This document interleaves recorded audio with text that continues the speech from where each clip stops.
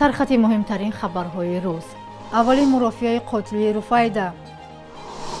انتقال خلبانی حامله افغان به زایشگاهی در تاجیکستان و شرط نوی عربستان سعودی برای زایرین.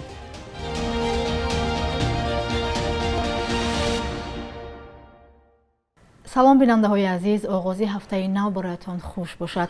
من شعله عبدالله تا 10 دقیقه دیگر شما را همراهی میکنم. با گذشت 3 ماه از قتل رفایده عنایت و 8 ساله در شهرک نوآباد ناحیه رودکی قرار است امروز نخستین روند دادگاهی پرونده مذکور برگزار شود.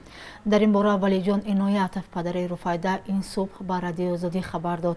رفایده عنایت و 8 ساله روز 4 ایول ناپدید شد و یک روز پس جسدش را از داخل حجتخانه همسایه پیدا کردند.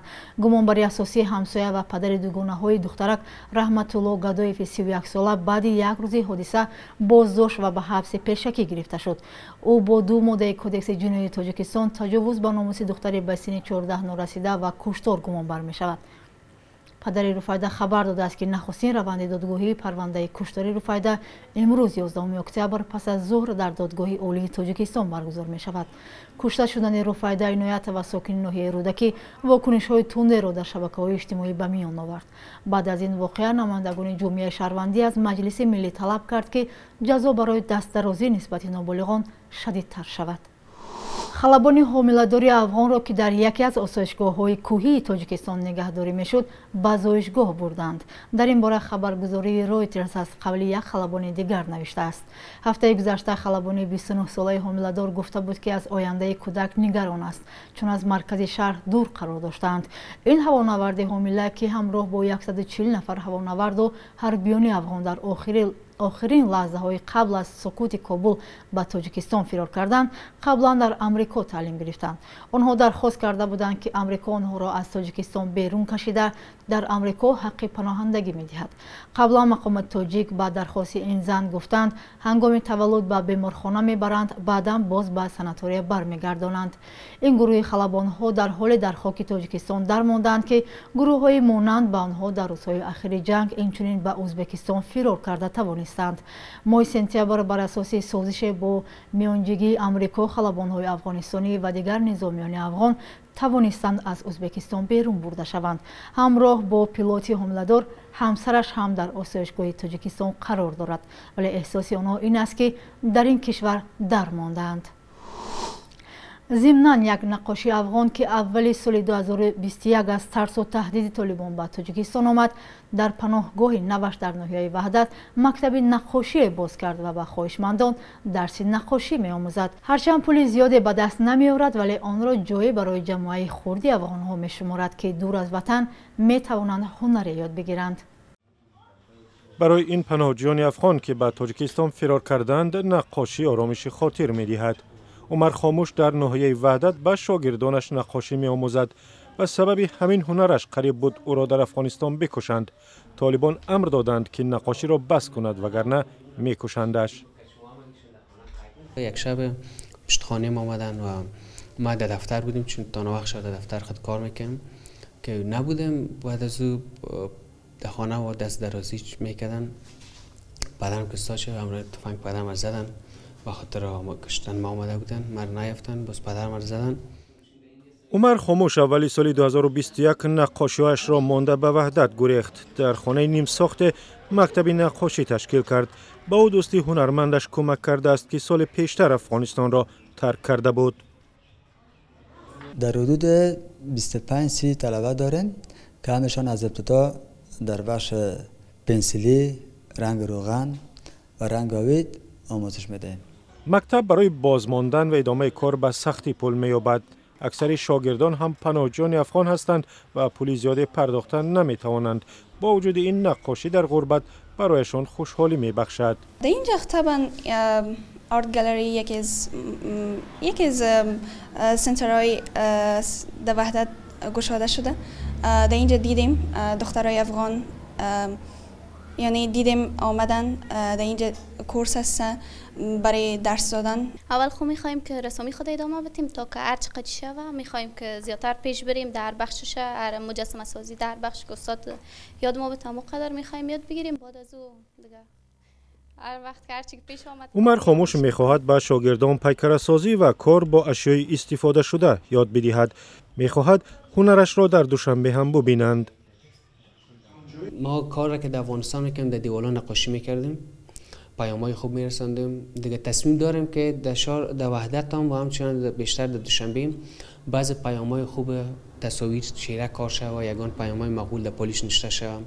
هم شهر مقبول رنگارنگ شود، چهره‌های مقبول درش کار شود، پیام‌های خوب رسانده شود. عمر خاموش امیدوار است روزی به افغانستان برمیگردد و هنر و نقاشیش را در آنجا در وطن و خانه خویش ادامه می‌دهد. وزارت حج عمره افغانستان اعلام کرده است که اجازتنامه حج تنها به نفرانی داده می شود که 2 وایه واکسینه مورد تایید سعودی را داشته باشند. خبرگزاری العالم میگوید این کشور در اساس دستورالعملی وزارت بهداشت عربستان و به خاطر حفظ سلامتی زائرین شرط‌های نو را به میان گذاشته است.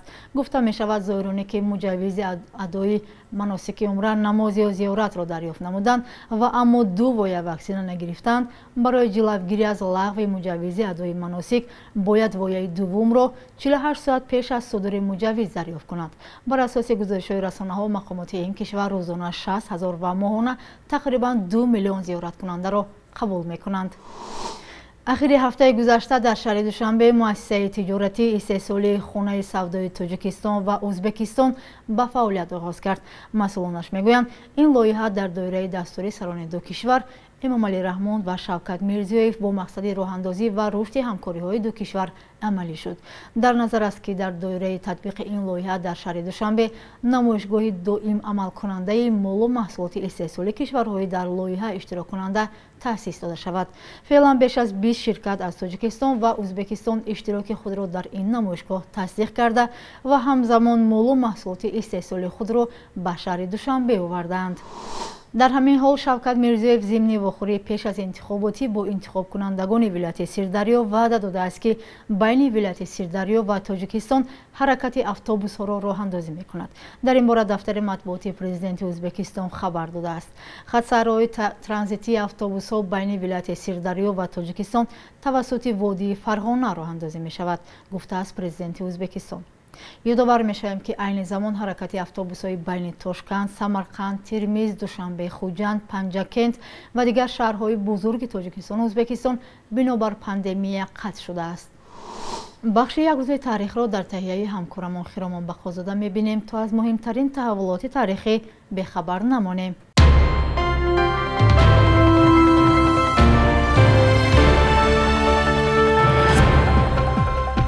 11 اکتبر سال 2020 در انتخابات پرزیدنتی باری پنجم از سال 1994 امامعلی رحمان پرزیدنت تاجیکستان شد.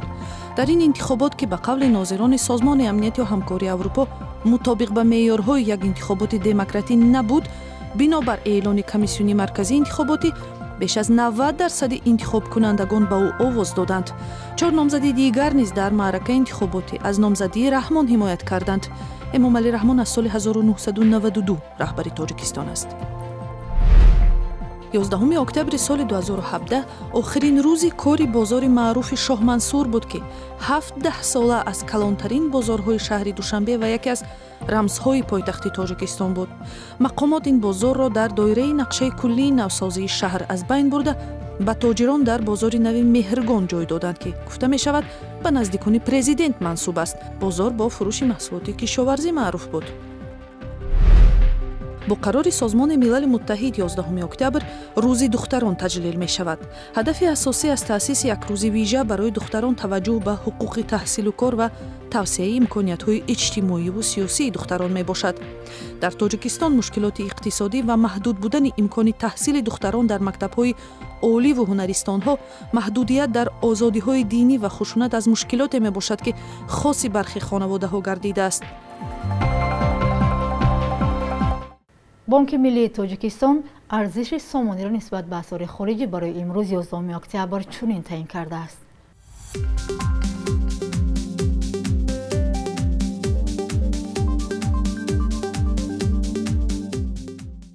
بینندگان عزیز، این بود برنامه نوید بامدادی که تقدیم شما شد. فردا همین وقت و ساعت شما را انتظاریم. خدا نگهبانتان.